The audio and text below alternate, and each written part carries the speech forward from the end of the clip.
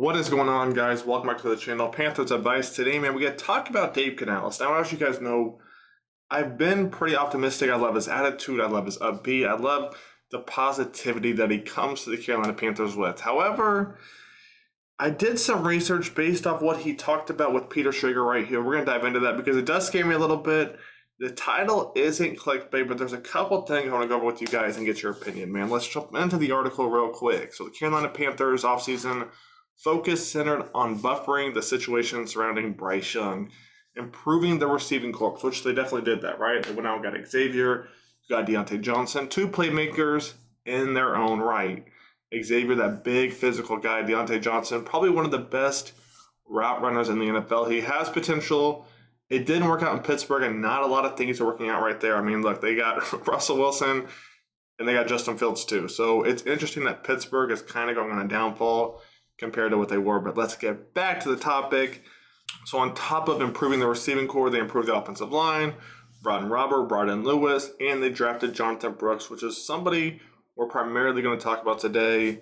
So like I said before, he talked with Peter Schrager, and he said this. It all starts with the run game, having Robert, having Damian Lewis in there because I love our backfield.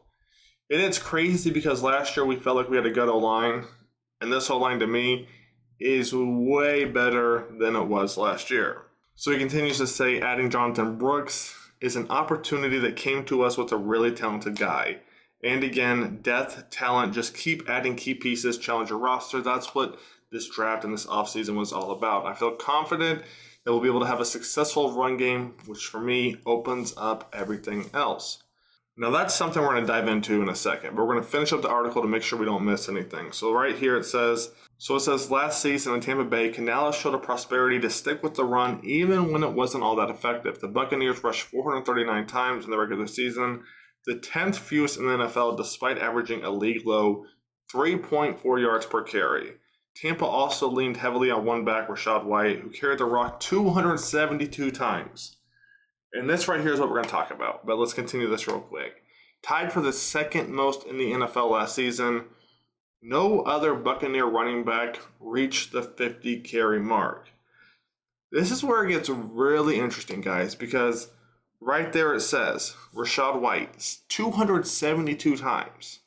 272, all right? No other Bucs back reached the 50 carry mark. The drafting of Brooks in the second round provides Canales with an interesting mix out of the backfield. Hubbard, Sanders, Blackshear, Penny, Boone, and others are expected to battle for snaps during training camp. So the rest of the article kind of just goes on to explain, okay, Bryce Young has to do his part. He's 1 of 11, blah, blah, blah, blah, blah. But what I want to focus on right here is the fact that Rachaad White carried the ball 272 times. Now that's a lot because if we look right here, we're going to look at rushing attempts for the Buccaneers running back. Let me zoom in for you guys so you guys can see. All right, take a look at this real quick. Let's close out this ad. 272 times. You see who number 2 was? Baker Mayfield. Now, to me, that actually is a little bit of optimism, right? I like Bryce Young being able to roll in the pocket, be smart, get a few extra yards, right? Force the defense to kind of contain him a little bit. That should open up other things. But 272 for the running back. The next one was Chase Edmonds, 49, then Bond at 24.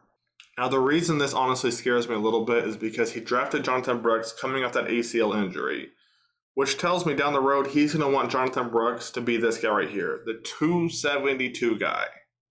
If I'm being honest, I don't love that. I personally don't love that. We have, 4 or 5 other backs on the team as of right now. You got Boone, Penny, Sanders, Hubbard, Blackshear, so maybe more, right?